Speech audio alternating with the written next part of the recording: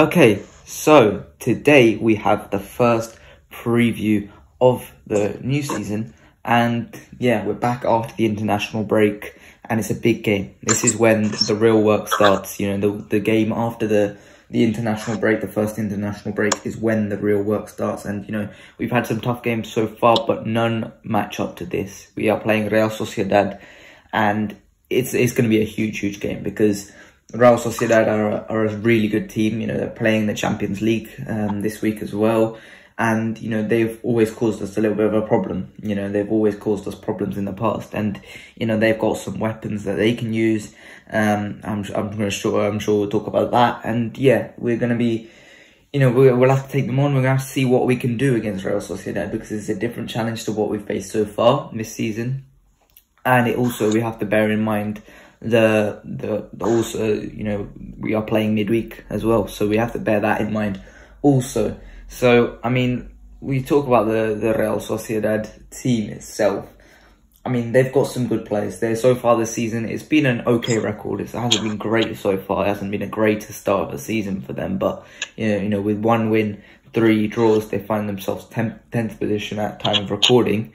You know, they've been a solid team. I think they should have won a few more games. I think they were unlucky to only get draws from those games. But you know, I don't think that's something that they should worry about. They will always be there, up there by the end of the season. They'll always be, you know, in the top 4 race, in all of that by the end of the season. So this is just going to be, you know, another huge challenge for Real Sociedad, and you know, we've got to face them. So let's talk about the main man who's been lighting out for the Real Sociedad, a former Real Madrid player. And you know, as we've had struggles with Real Madrid players this season, ex-Real Madrid players this season, you know, with Sergio Arribas, Borja Mayoral, all these players coming back to score against us. You know, we're facing another one who looks like he's in the form of his life. You know, so in Kubo. You know, he was fantastic for Japan in the international break. But not only that, but he scored one goal, he scored a few goals, provided a few assists. You know, this is some output that we've never seen from Kubo before. You know, we've always seen him as this really good dribbler, you know, someone that can make things happen. But you know, he's increased his output this season. He's made himself look like a proper threat going forward in all facets of the game. And, you know, coming up against us, that's really, you know, it seems inevitable that this guy is going to score against us. So what are your thoughts on Kubo and what challenge he could pose against us? Okay, well, of course, on Kubo, of course, in the past, everyone would always say that he's a talented player. He has a lot of skills, he has a lot of attributes to be one of the best. That's why we signed him, because Madrid will always go after some of the best young players. But I think the only kickback was he had all these skills, but in the final to make the final decision, he wasn't like up there, like with some of the best young players in the world. I think that maybe kept him back, because maybe when the CS and Chibo took their steps forward, I don't think he fully capitalized when he was out alone in some of the Spanish teams. However, now he's fully taken advantage of this opportunity, and I believe it shows that he's a player that can definitely come back if we need another wing in the future. You know, maybe if the Kula and Diaz, maybe if they need some more squad depth after next season, then maybe they can come back. But in relation to Sociedad, they are a team that, you know, play intensity. They can play many ways. They can play high up the pitch. They can maybe trap deep sometimes, you know, but they can play intensity. And I believe that this time, when we played them at the Bernabeu last year, we started the game with Ceballos, Valverde, and Camavinga as a midfield, and we totally outran them. And the game ended 0-0, but due to the energy we had on that day, we were able to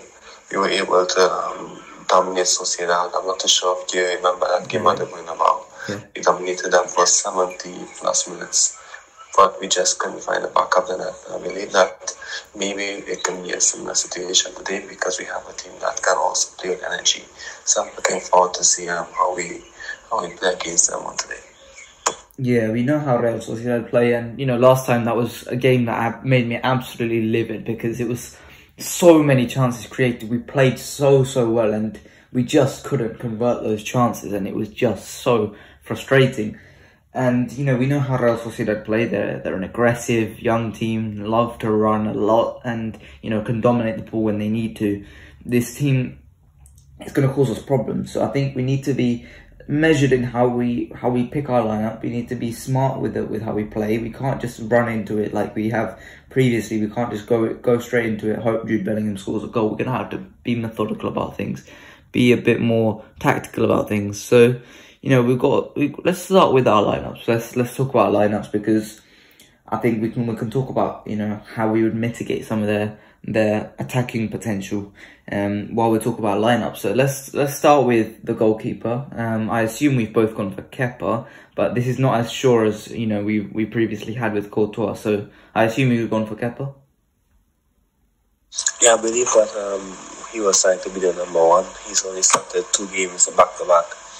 And I believe that Ancelotti, if he wants to get the best out of him, should maybe give him a consistent go in the team in these important games. So I believe that he's going to be the number one, and he should be the number one for the time being. I believe that Lunin should, of course, I think we have 6 matches in 16 days. I believe Lunin should at least get one of them. But at least for now, I believe that Kepa should maybe get his consistency going. Yeah, I think Kepa was solid over the last few games. I don't think you can say he was good. I don't think you can say he was bad either. So I think he was just solid. I think that's what you can say. I mean, he had a bit of shaky moments. I'm not talking about the goal that was disallowed in his debut. I'm talking about maybe his passing at the back, sometimes down to the final stages. But other than that, everyone makes mistakes. But of course, as a goalkeeper, to just be magnified a bit more. Yeah. Now the right back selection, I think we do have a little bit of a deliberation to make. We've got a little bit of a question mark here, because Carvajal played really well during the international break for Spain, provided 2 assists on that game. I can't remember who it was against in the qualifiers. Provided 2 assists, and, you know, he played a really good game. So I think, you know, considering we've got midweek game and we've got a game next week, I think we rest Carvajal here. I don't think you drop him for Lucas Vázquez. I think you play Nacho here. Now, obviously, centre-back depth is thin, but we would just switch. Let's say Rudiger got injured, you know, we switch Nacho into centre-back and then put Carvajal on and then. But I think we should rest Carvajal here. It's a good opportunity to do it. And, you know, considering we've got a big Champions League game midweek against a team that, you know, is going to play low block, which we'll discuss a little bit later, I think Carvajal was really required at full fitness for that game. So, yeah, what are your thoughts on the right back position? You know, I was actually thinking the exact same thing. I was maybe thinking that Nacho should play full back there, and I know the opposition today is tough. However, we need Carvajal at his best for the entire season, and I believe that we can't really run him into the ground too early into the season. It's an important game, but Nacho has played a lot of important games, so I believe I can trust him for this one. The thing about it is that sooner or later, some of the Castilla defenders will be getting called up to this team. And I think Tobias has started the season really well. So I'm looking forward to see when he gets his first call up, because of course there isn't a need at this time like there's a need for Gonzalo and Nico Paz to be in the team to the attacking shortage. But I believe that sooner or later Tobias will be coming into this team to give us some squad depth. But for now, I believe that, well, just for now, Nacho and Carvajal and Lucas can take care of things just for now, because there isn't a need at this time. So for now, I believe Nacho should take care of this. Carvajal can maybe be used as a late sub if we need his attacking output. If we're chasing the game, which I hope we're not even if we're chasing the game, even if we are defending the lead, we can have him on, because he is a good defender on his day as well. Yeah, 100%. You know, Nacho can attack. It's not like he's impotent in attack. He's good. He's a good attacker, and I think that's fine for us in this game. Centre backs. Now, we've obviously got only 2 centre backs, so, you know, considering we put Nacho already at right back, I think pretty much guaranteed we've both gone for Rudiger and Alaba. yeah, even if Nacho isn't at right back, I believe that we should stick with the guy Alaba. Yeah. Left back. Now, the importance of this is huge. Now, Fran Garcia, it's been an up and down start. There's been really big positives so far this season for Fran Garcia, and there's been some negatives as well. You know, at points he looks a bit chaotic, a bit out of place, a little bit, you know, completely just everywhere at every moment, and that's sometimes good, that's sometimes bad. Going forward, he also looks really good crossing wise. It looks really good. Just providing that energy down the left flank. But in this game, I think he has to be a little bit more conservative, because he is playing against Kubo in this game. He's the one to match up with Kubo, and we've just got to make sure that he's making sure that he, you know, when he's getting forward, he can get back. He can get back and return. And obviously, he's got that amazing pace and a lot of energy. So, you know, he could be a bit like Alphonso Davies in that way, where, you know, he can make the recovery run. But yeah, I think he just needs to be a bit more measured in his approach defensively, because he is facing their most in-form attacker right now. The guy who's got four man of the match awards so far this season, you know, in 4 games. So yeah, what are your thoughts on Fran Garcia? Yeah, of course, you know, I think maybe this is the game where maybe Ancelotti would go for Mendy, or he might go for Nacho. But however, I would much rather Garcia, because he can defend with energy. As much as he can attack with energy, he can defend with energy. And I also believe that's what we need, because I believe if we play with Nacho or with Mendy, well, Mendy isn't there, but if it's Nacho there, it would be like we're instilling fear into the team, and Kubo can consistently go at them. You know, I think Fran Garcia be more up to the task in terms of being a bit aggressive, which I understand that he has to be a bit more conservative, but I believe if he can match him up and have like Camavinga chop deep to help him out, I believe that can definitely be a good solution as well. So not only due to that, but I believe that if Garcia is going to be a starting fullback, similar to Kepa, he needs to get the consistency going. I understood the decision to take him off last game. I wanted him to continue playing because he had some excellent moments despite the shaky start. He had 2 chances where he could have gotten an assist, and he did. And he's continuing to do well, and step by step he's going to take steps forward. Of course, he's not like 20 and 21, but he's 24, and he is still our best attacking fullback. I think he's even better than Carvajal in terms of attacking. You know, I'm not saying that Carvajal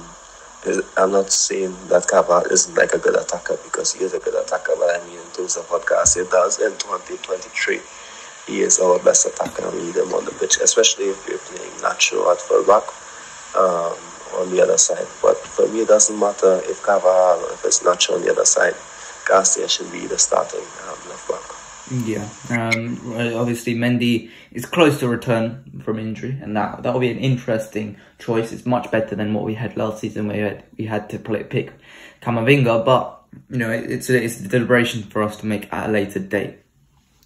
Let's talk about this midfield, because this is going to be a huge factor in this match. Now, I think defensive midfielder, Tchouaméni, that's a lock for me. And then the other 2 central midfielders, I'm going to go for Jude Bellingham is obviously a lock as well. So those 2 locked in. So, but then what happens after that? What do you think we should deploy after that? Because we've also got to have in mind what we have in the midweek as well, because we're going to have to pick a team midweek that is going to be a team to break down low blocks. So for me, in this game, I would go for Toni Kroos, and I would go for Fede Valverde in this midfield here, alongside Jude Bellingham and Tchouaméni, because you know that is totally in view to midweek, because I think we could use the picking ability of Camavinga in that game.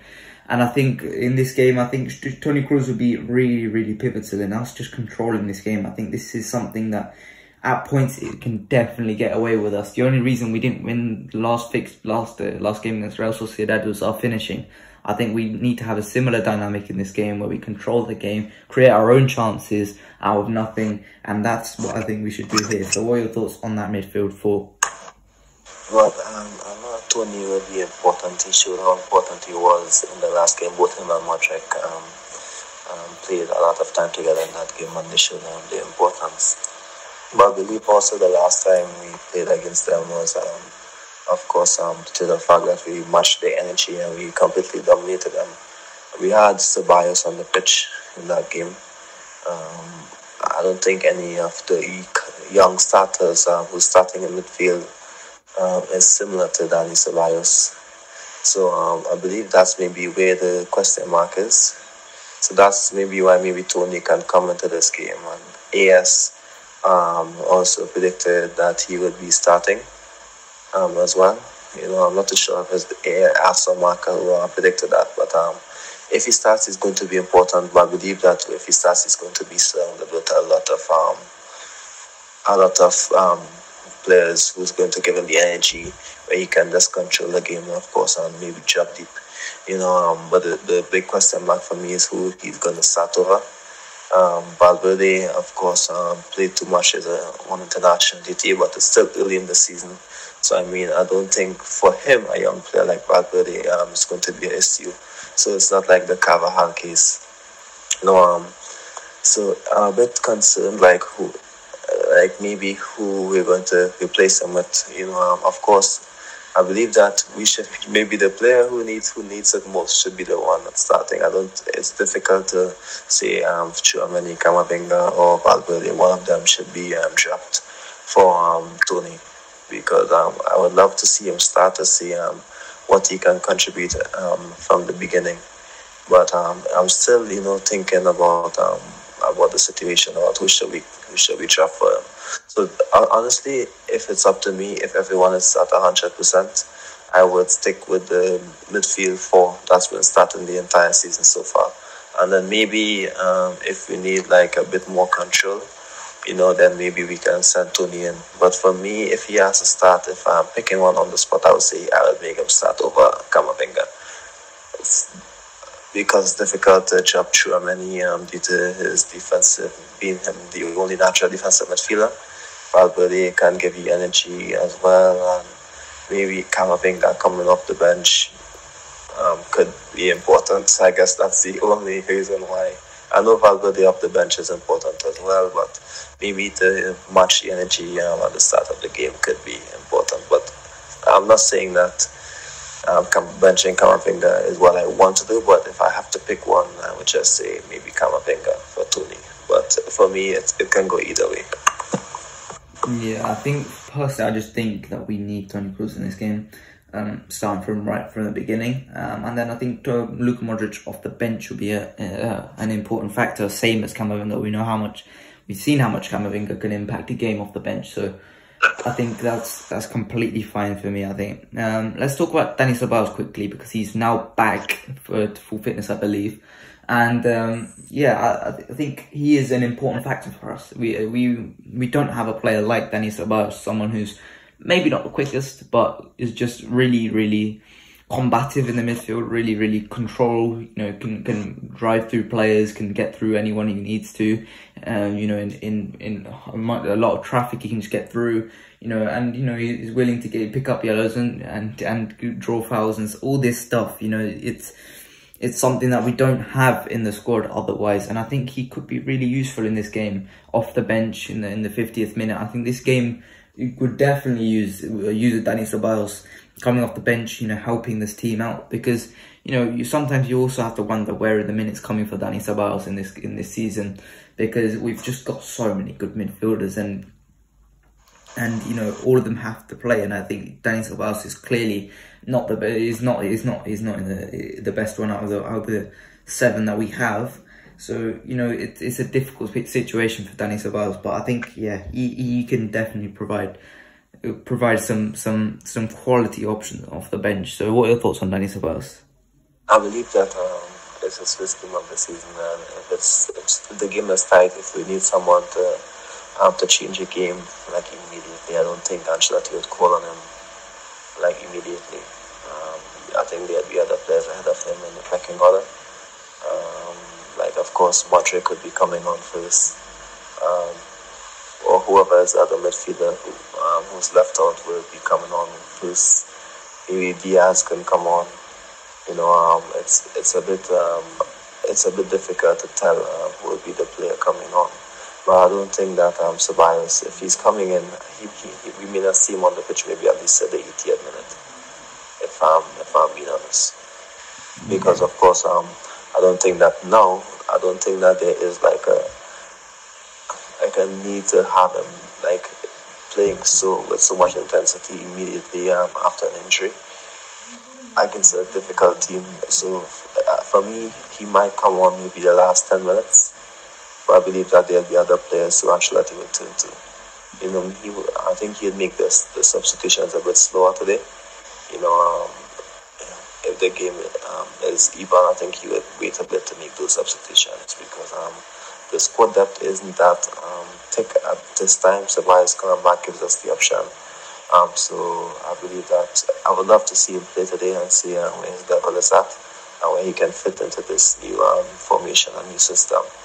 But for now, I guess it's a bit difficult to tell. Yeah, the front two. We've obviously got no Vinicius Junior still out with that injury that he picked up against Celta. So I don't think he'll be back for the Champions League game either. And maybe not next week either, but you know, I think I trust Joselu and Rodrigo for this game. Rodrigo, obviously, questions were raised last time out against Getafe for his finishing, but I think, you know, as soon as he scores one, he's gonna start raining in the goals every single week. So I'm fine with it. I think Joselu is a key component in this game, and you know, never would I thought I would say that, so you say those words, but Joselu is a key component in this game because I just think breaking down Real Sociedad last time was so difficult because we just didn't have someone just to park it in the box just to score goals. I think that's what Joselu should do in this game. He just needs to park himself inside the 6 yards and just get in front of everyone, just be annoying, just, you know, get in front of every loose ball, try and win everything, try and flick on everything, just be a real nuisance. Be that, you know, be the type of guy you should be, you know, 6'3", you know, be a target man type player, just play inside the box.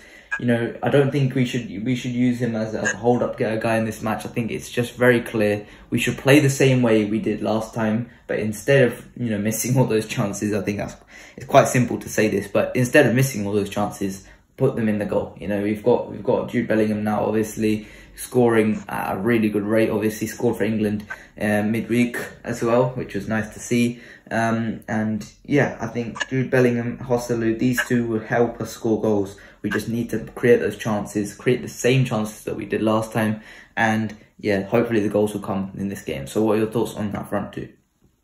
Yeah, I think Joselu would have to start. In the last game, I thought that maybe Diaz should be the one starting. However, and we need the number 9.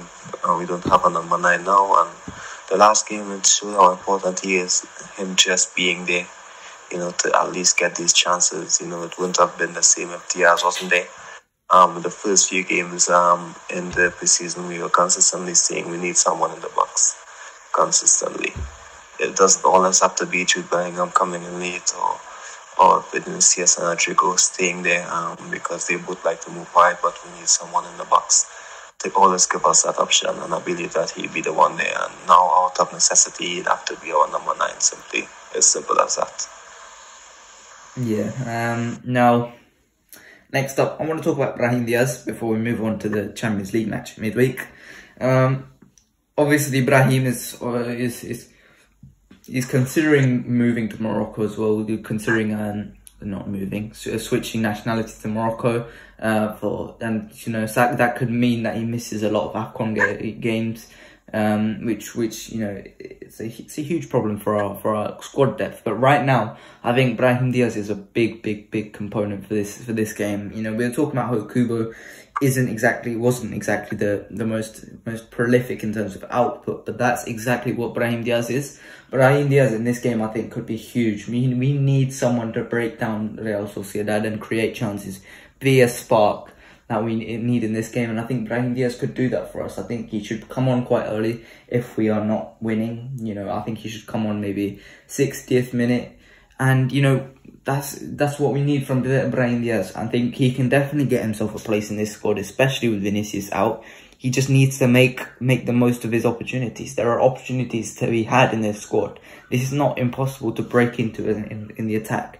And the same goes for Gonzalo Garcia. Now, Gonzalo Garcia is not going to get minutes, you know, straight off the bat. He's going to have, it's going to be there's a lot less restrictions on Gonzalo Garcia, because he needs the team to be winning maybe 2 or 3 goals.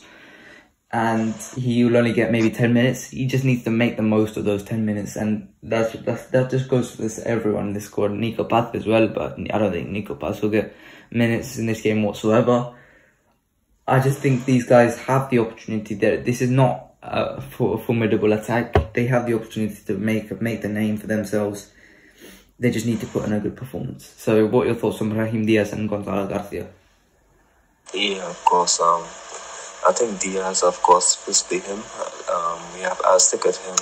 We need him now.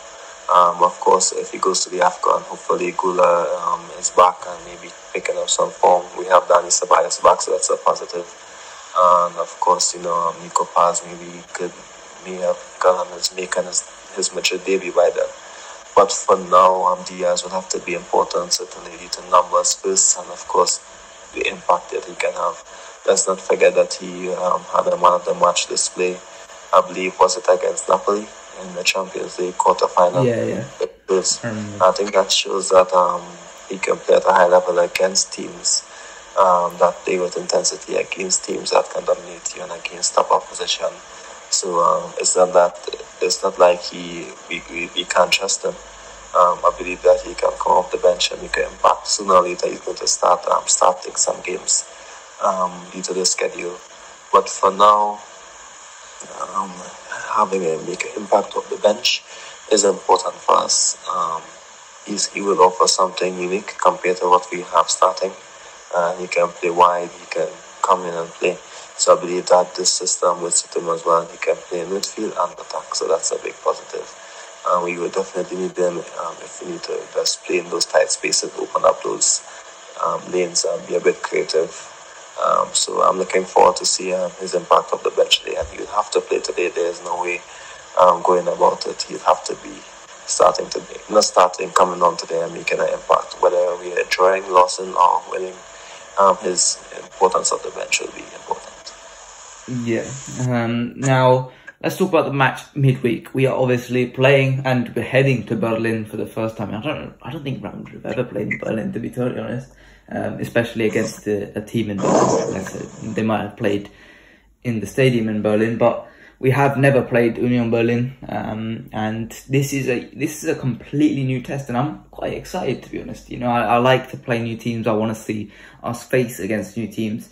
And this Union Berlin team is a completely different challenge to what we're used to in the UCL. We are not used to a low block team who just sits back and just completely soaks up any bit of pressure and just hits them on the counter. We are not used to that in the Champions League all too much. You know, last season we played Celtic, and Celtic were, you know, high energy when they got the ball. They were really, really exciting at points, but obviously they couldn't keep it going for a long period of time. We also played Leipzig that season. Who else did we play last season? Shakhtar as well, obviously Shakhtar. Yeah, it's always the same teams over and over again. But I'm excited to play Union Berlin because, you know, I know the temptation is for a lot of Real Madrid fans. Real Madrid versus Union Berlin. Who are Union Berlin? We've never seen this team. This team used to play in the second tier of German football. They're really a nobody team, but they are a good team at this point. At this point in time, they are a good team. They've got some good players. They've got some players that a lot of people might recognise. You know, Robin Gosens used to play for Inter and Atalanta. He's a really, really good fullback. And they've also got Robin Volland, used to play for Monaco, by Leverkusen. You know, they've got some good players. I think Bonucci just signed there as well. Sorry? Bonucci, the centre-back, Italy. Oh yeah, Bonucci. I also just signed there. So they've got some big names. They've got some big names there at Union Berlin, and they will sit back, and this is a problem for us. We're gonna have to play some players, you know, Luka. We're gonna have to play Luka Modric. We're gonna have to play Toni Kroos in this match. You know, try and break down that squad, but we've got to also be careful because they've got some good players. Geraldo Becker, who plays up front for them. You just watch out for him because he's really, really quick, really, really strong. That type of striker who just, you know, on a counter-attacking side, you just don't want to face him because he's just going to cause you a hell of a lot of problems. I remember last season, at the start of last season, he was just scoring goal after goal after goal as Union Berlin, you know, made an early title challenge before it eventually fell off, obviously. And yeah, they've got a really nice side, and you know, they were in the second division a couple of years ago, but that is not the same team. This team are very much a Champions League quality side. You know, they've got a good manager, they've got smart tactics, they've got, you know, a defensive team, but they can definitely cause trouble, and you know, we can't just go in there. And I remember saying this like 2 years ago. I think you would recall as well. I remember saying this about Sheriff Tiraspol. If you're good enough to make the Champions League, you are good enough to cause problems for any team. And you know, we know what happened with Sheriff Tiraspol. Let's just make sure that that doesn't happen with Union Berlin this time round. So what are your thoughts on Union Berlin? You know, I haven't seen them play. I've been hearing a lot of positive notes on them, especially when Tony Kroos made the statement saying that it's not going to be an easy game because he would look at them a lot. Of course, the edge of it. Also. Yeah, so it's not that it's just a few people saying that, you know, they're in the Champions League for a purpose because they're doing well in Germany. Well, they did well last season in Germany.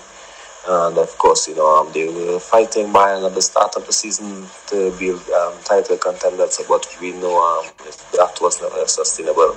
But they would keep it up to maintain a Champions League position. So for now, we would of course can't underestimate a good team. We can't pressure our players maybe to, if the game is turning at halftime, because it's not a bad team, you know, we have to take our time and try to open them out. And of course, maybe the goal might come late, maybe it might come in the second half. But of course, we should have the talent, you know, to break them down. We should have the energy, we should have the players there. And the good news, like we always say, the squad depth is back. Is starting to come back a bit. Of course, we're missing key players, and there will be some consistencies in the attack.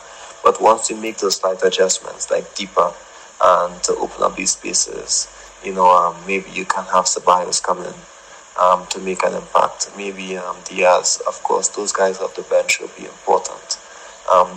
When you're chasing the game, when you're trying to open out a team, and when you're trying to maintain a lead, those guys coming off the bench, maybe to give you new options and to give you a better way of breaking down a team will be important. So for me, we should have enough, you know, to get past Union Berlin in our Champions League match day one. But of course, you know, hopefully the mood in the team or in the media isn't difficult after today's game, which we will have to win. Of course, you know, because we know how the media is, how easy it can turn. You know, let's not forget Julian Lopetegui. I'm not comparing it in no way, but his first few games as a Madrid manager started off so well. You know, how the season started. I'm comparing how the season started, and after the first step up in points, things just went downhill. So let's just hope that after today, you don't have to look as far as Lopetegui looked last season. Yeah, well, what did you say? Look last season. We don't have to look as far as Lopetegui. Just look what happened last season in the media. Yeah, 100%. We started well. Similar, and it was similar to the second season that he had in 14-15 as well. You know, when he started well, but then things take a turn for the worse. Before the international duty for the World Cup, and then following the World Cup, things just started going downhill, and we didn't really see it coming. It just happened so quickly. But we were winning games while we were losing games, and I think that was the difficult part. But for this one, I think what Ancelotti will do, I think he's going to try to focus on the league. So I think he's going to give his all for the Sociedad game. Then whoever is fit, whoever is at 100% will start the Union Berlin game. I think that's what he's going to do. He's going to maybe play the guys who can give him energy in this game against Sociedad. Then, of course, Union Berlin, he would see a lot of rotations, because I think he would maybe believe that the squad is good enough to defeat Union Berlin. And he can maybe be a bit more flexible then. Yeah, obviously, let's just finish up by, I mean, Barcelona won yesterday, and it's impossible to look at what we do without looking at what Barcelona did. Barcelona won 5-0 yesterday. Watch that Betis side, who just was so poor yesterday. Just watch them become absolutely incredible against us. But yeah, they won 5-0. They've obviously gone top now. We need to make sure that we win, try and match their result, trying to get on top as well. And then obviously midweek they've got a Champions League match. I'm not sure who they've got it against.